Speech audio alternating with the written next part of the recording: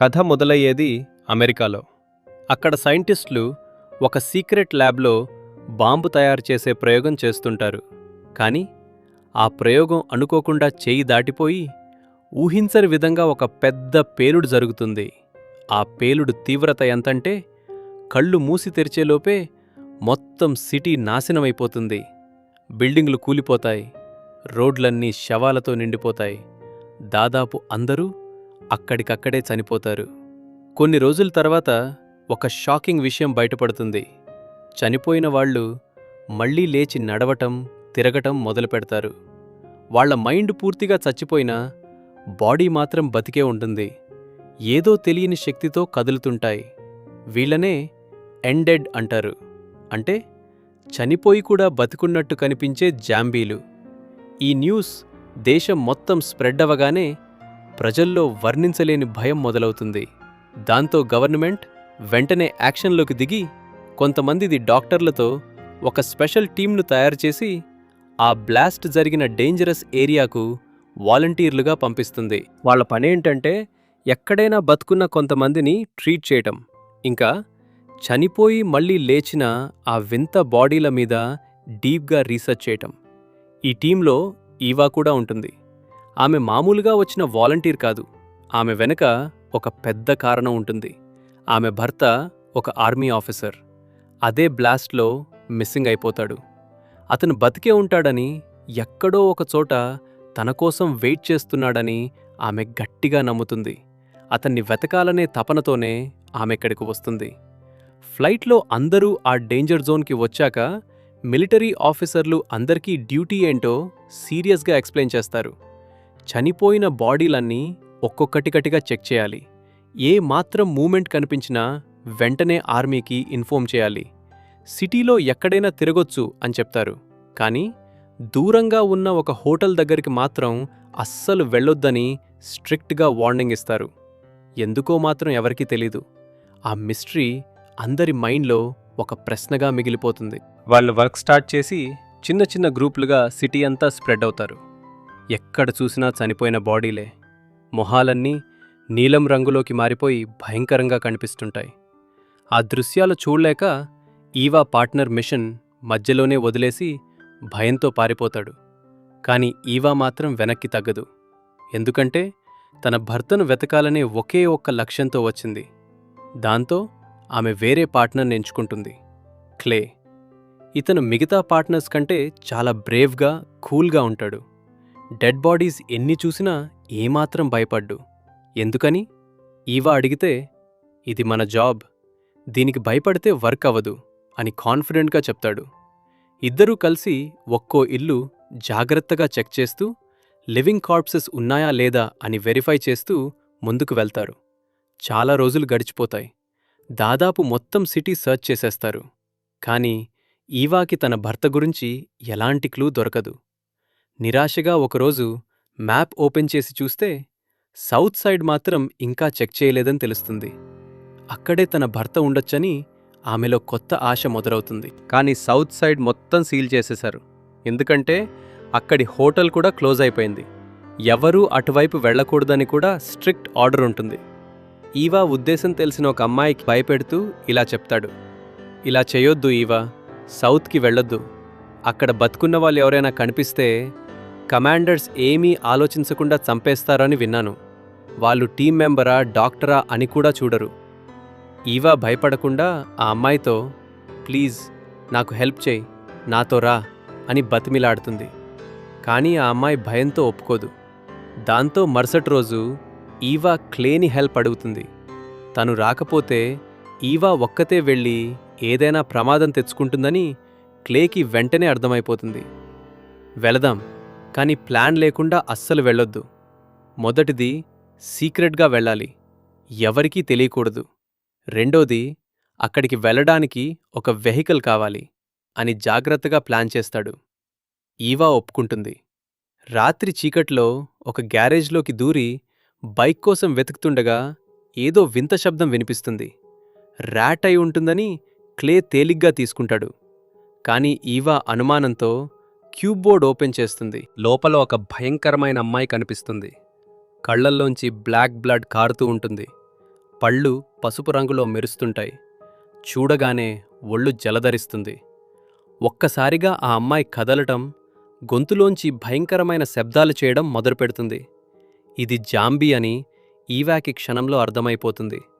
ఏమీ ఆలోచించే టైం లేకుండా ఇద్దరూ అక్కడ్నుంచి ప్రాణాలు అరచేతిలో పెట్టుకుని పారిపోతారు.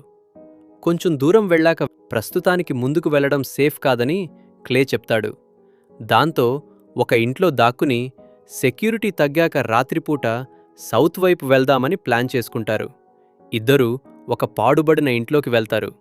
అక్కడ కూర్చుని ఉండగా, నా హెల్ప్ ఎందుకు యాక్సెప్ట్ చేశావు అని ఈవా క్లేని కుతూహలంగా అడుగుతుంది.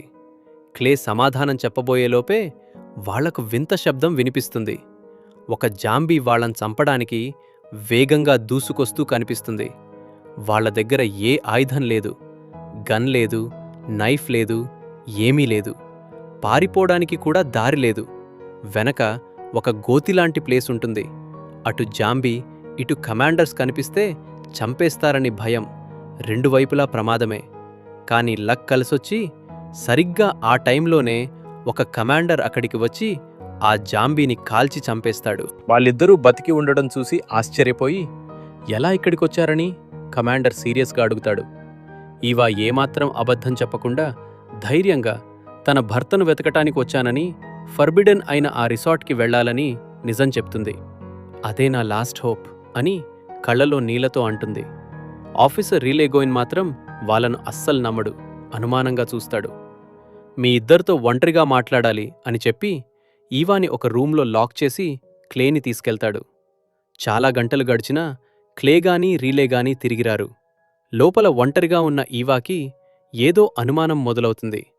తనను రీలే మోసం చేశాడని నెమ్మదిగా అర్థమైపోతుంది. చాలాసేపటికి రీలే వచ్చి క్లే హెల్త్ బాగోలేదని అతన్ని వేరే వాళ్ళతో పంపించానని కూల్గా అబద్ధం చెప్తాడు. రీలే అబద్ధమాడుతున్నాడని ఈవాకి క్లియర్గా తెలుసు. కానీ ఆ నిస్సహాయ పరిస్థితిలో ఏమీ చేయలేకపోతుంది. మీరు చెప్పింది విన్నాను. మిమ్మల్ని ఆ హోటల్కి తీసుకెళ్తాను. కానీ ఒక కండిషన్. దారి పొడవునా నేను చెప్పింది వినాలి అని రీలే గంభీరంగా చెప్తాడు. ఈవాకి వేరే ఆప్షన్ లేక మనసులో భయంతోనే ఒప్పుకోక తప్పదు.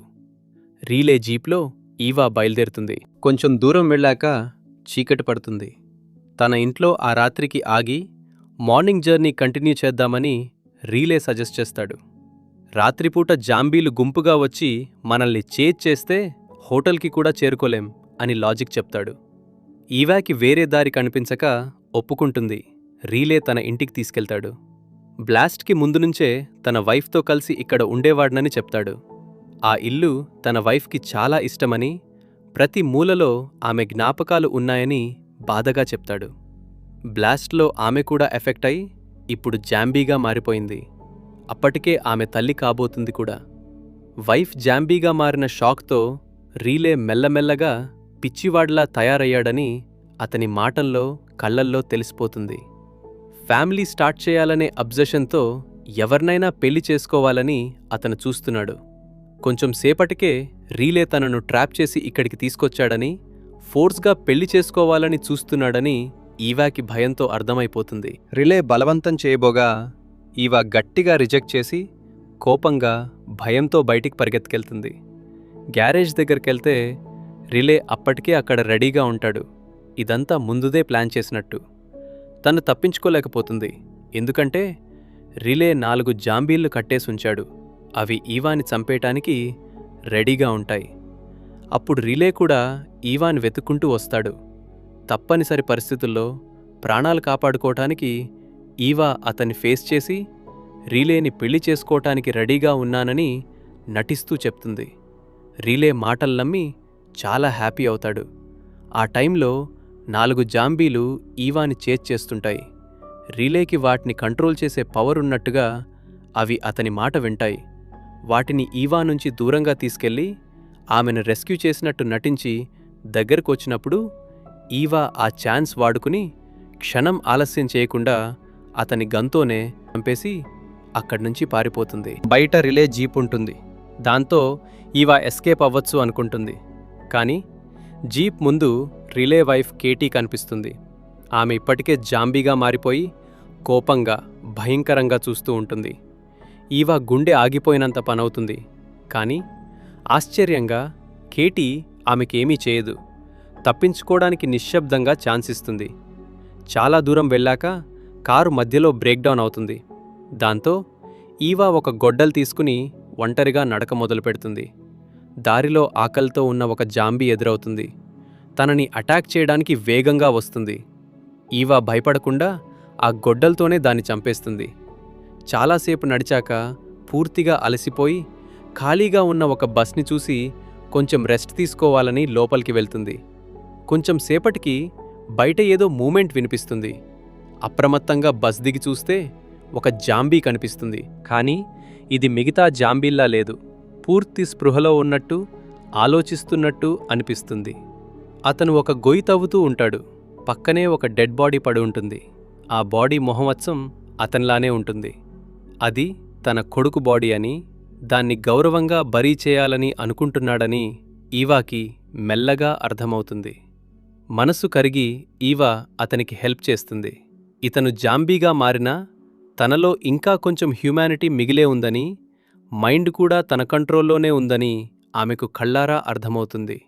దీంతో ఈవాలో కొత్త హోప్ మెల్లగా మొదలవుతుంది.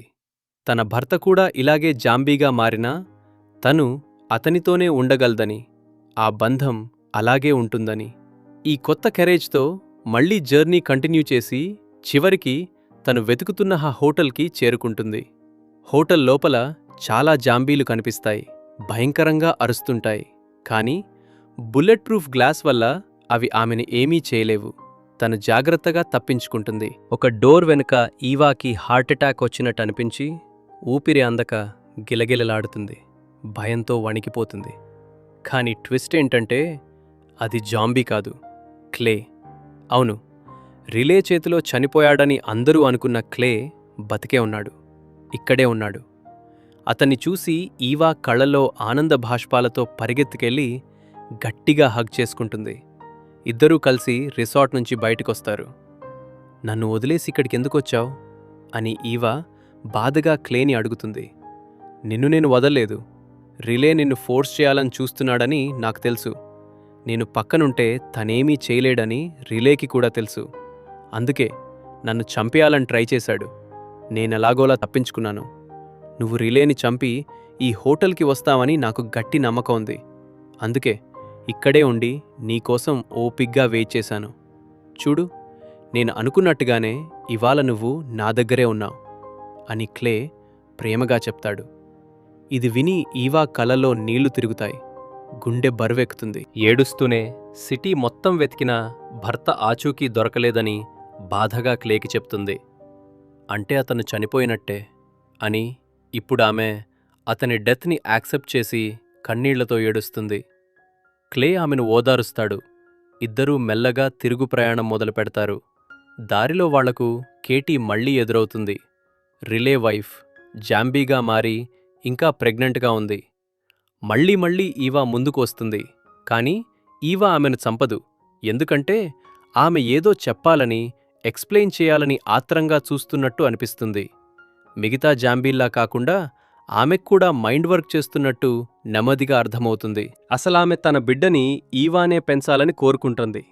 అప్పటికే ఆమెకు బిడ్డ పుట్టేసి నమ్మకంగా దాన్ని ఈవాకి అప్పగిస్తుంది. ఆ బిడ్డను మనకు చూపించరు. కానీ ఆ బిడ్డ పూర్తి మనిషా, జాంబీనా, పెద్దయ్యాక ఏమవుతుందా అనే పెద్ద సస్పెన్స్తోనే మూవీ ఎండ్ అవుతుంది. ఇన్ని ప్రశ్నలతో, ఇన్ని ఎమోషన్స్తో ఈ మూవీ స్టోరీ ఇక్కడితో ముగుస్తుంది.